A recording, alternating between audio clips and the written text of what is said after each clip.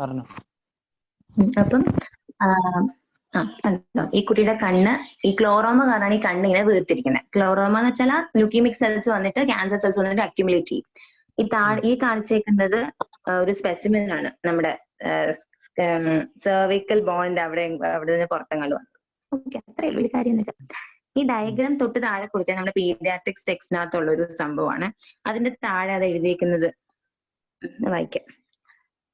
A 5-year-old boy presented with fever, epistaxis, fatigue. So fever ഉണ്ട്, അതായത് എന്തുകൊണ്ടാ?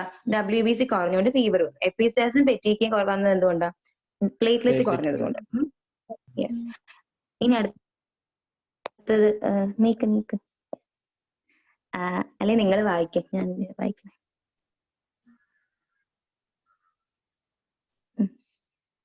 ഞാൻ വായിക്കാം.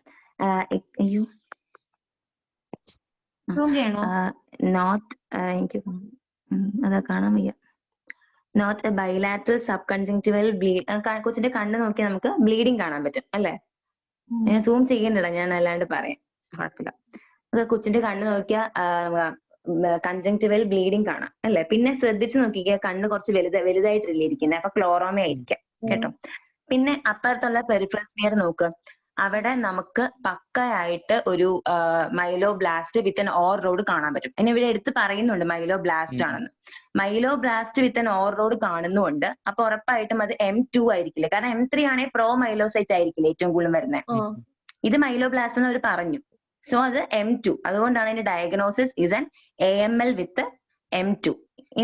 അത് ക്ലിയർ അല്ലേ? ഒന്ന് വായിച്ചു നോക്കിയത് മൊത്തം. ആൽഫി വായിച്ചിട്ട് അത് peripheral smear showed myeloblast. The arrow points to an OR road within a myeloblast representing pink-colored aggregated lysosomes. A diagnosis of acute myeloid leukemia of M2 type was made.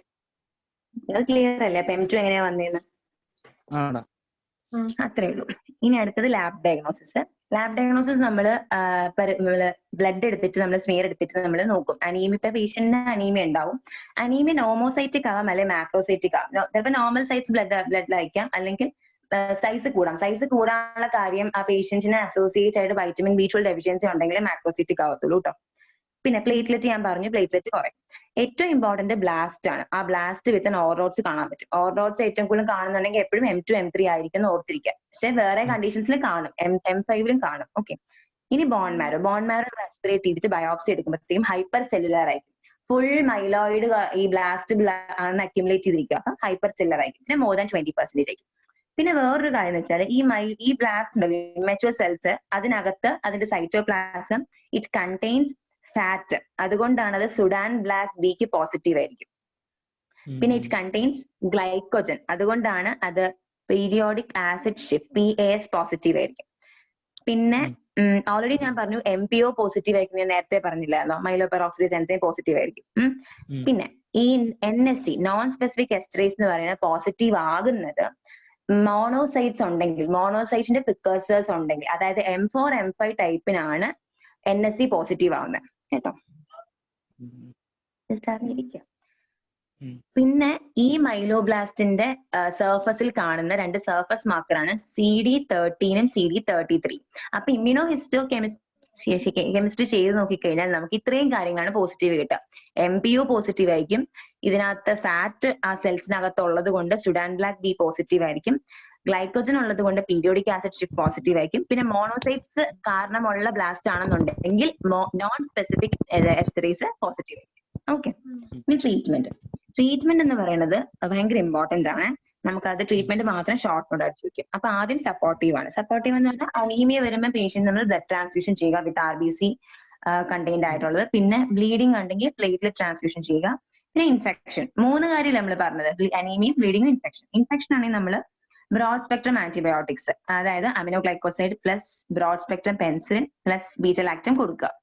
പിന്നെ എന്നിട്ടും പേഷ്യന്റിന് മാറുന്നില്ല എങ്കിൽ ചിലപ്പം ഫംഗൽ ഇൻഫെക്ഷൻ കാരണം വന്നേക്കാം, അങ്ങനെയാണെങ്കിൽ amphotericin B കൊടുക്കുക. Okay.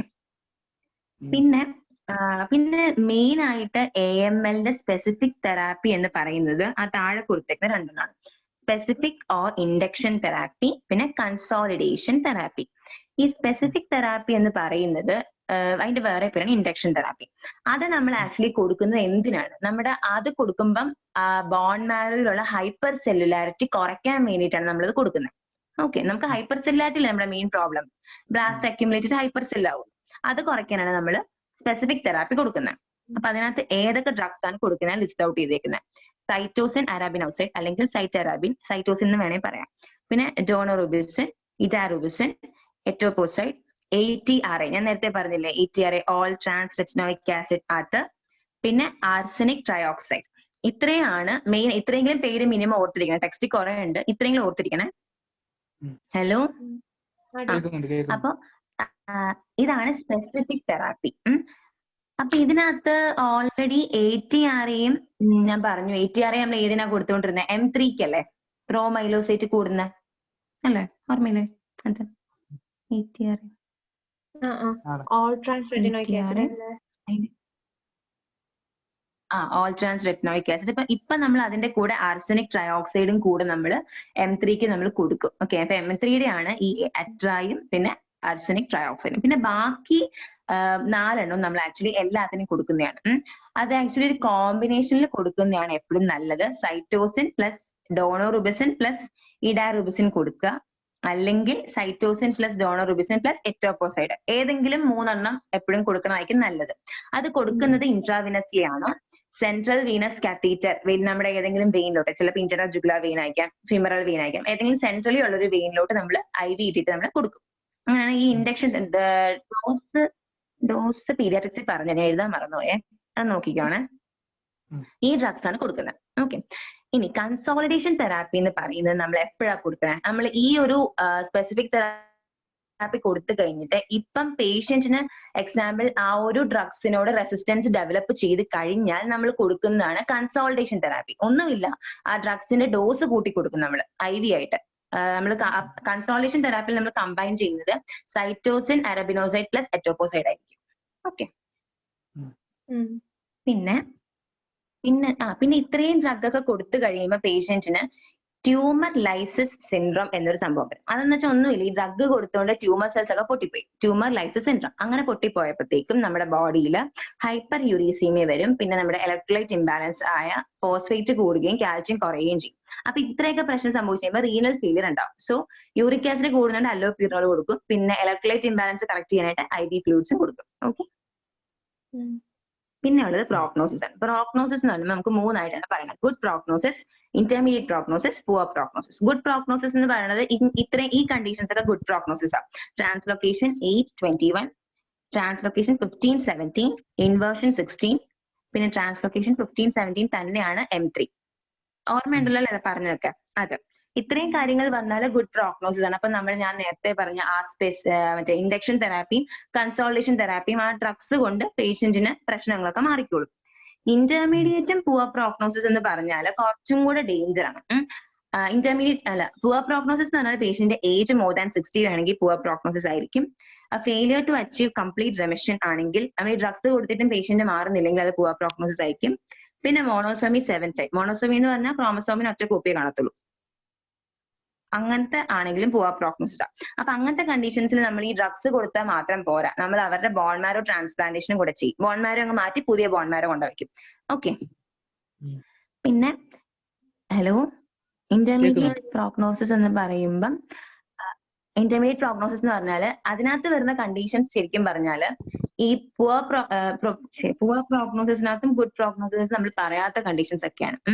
അതാണ് AML with no cytogenetic abnormalities comes under intermediate പറഞ്ഞേക്കുന്നത് കേട്ടോ. ഇതിനകത്ത് രണ്ടതും വരാത്തൊക്കെ അതിനകത്ത് വരും, അത്രയും പറഞ്ഞാൽ മതി. അപ്പൊ ഇതാണ്. അപ്പൊ പ്രോഗ്നോസിസ് ഇമ്പോർട്ടന്റ് ആണ്, കാരണം പ്രോഗ്നോസിസ് അനുസരിച്ച് നമുക്ക് നോക്കാം. ഗുഡ് പ്രോഗ്നോസിസ് ആണെങ്കിൽ ഡ്രഗ്സ് മാത്രം മതി. ഇന്റർമീഡിയറ്റും പുവർ ആണെങ്കിൽ നമ്മൾ പേഷ്യന്റിന് ബോൺ മാരോ ട്രാൻസ്പ്ലാന്റേഷൻ കൂടെ ചെയ്യേണ്ടി വരും. ഓക്കെ, ഇനി ആരെങ്കിലും ഒന്ന് ഇത് വായിക്കാവോ? Question.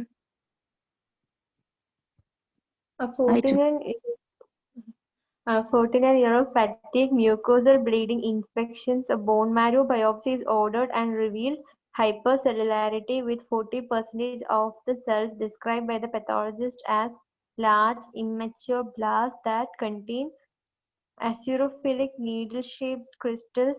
On immunohistochemistry, they are positive for myeloperoxidase. അപ്പൊ ഈ ഒരു കേസ് നോക്ക്, ആ പേഷ്യന്റ് ഏജ് പറഞ്ഞിട്ടുണ്ട് 49. സോ നമ്മൾ പറഞ്ഞ ഏജ് ഗ്രൂപ്പ് ആണ്. പിന്നെ ഫാറ്റീഗ് ഉണ്ട്, എന്താ അനീമിയ ഉള്ളതുകൊണ്ട്, മ്യൂക്കോസൽ ബ്ലീഡിംഗ് ഉണ്ട്, പ്ലേറ്റ്ലെറ്റ്സ് കുറഞ്ഞുകൊണ്ട്, ഇൻഫെക്ഷൻസ് ഉണ്ട്, WBC കുറഞ്ഞത് കൊണ്ട്, പിന്നെ ബയോപ്സി എടുത്തപ്പോഴത്തേക്കും ഹൈപ്പർ സെല്ലുലാരിറ്റി ആണ് കാണുന്നത്. 40%. നമ്മൾ പറഞ്ഞ കട്ട് ഓഫ് 20 അല്ലേ, ഇവിടെ 40% ഉണ്ട്. എന്താ നമ്മൾ കാണുന്നത്? ഇമ്മച്ചുവർ ആയിട്ടുള്ള ബ്ലാസ്റ്റ്, പിന്നെ അസിഡോഫിലിക് നീഡിൽ ഷേപ്പ് ക്രിസ്റ്റൽസ് ഉണ്ടാകും, പോസിറ്റീവ് ആയിട്ടുള്ള മൈലോപെറോക്സിഡേസ്. അപ്പൊ ഉറപ്പായിട്ടും അത് AML അല്ലേ? അല്ലേ? അപ്പം അത്രേ ഉള്ളൂ. എസ് ഒന്നും വരത്തില്ല, എന്നാലും ഞാൻ ഓർത്തിരിക്കാൻ വേണ്ടി പറഞ്ഞു കേട്ടോ. ഇത്രയേ ഉള്ളൂ കേട്ടോ ടോപ്പിക്. കഴിഞ്ഞു. ഓക്കേടാ, thank you. Okay. Thank you.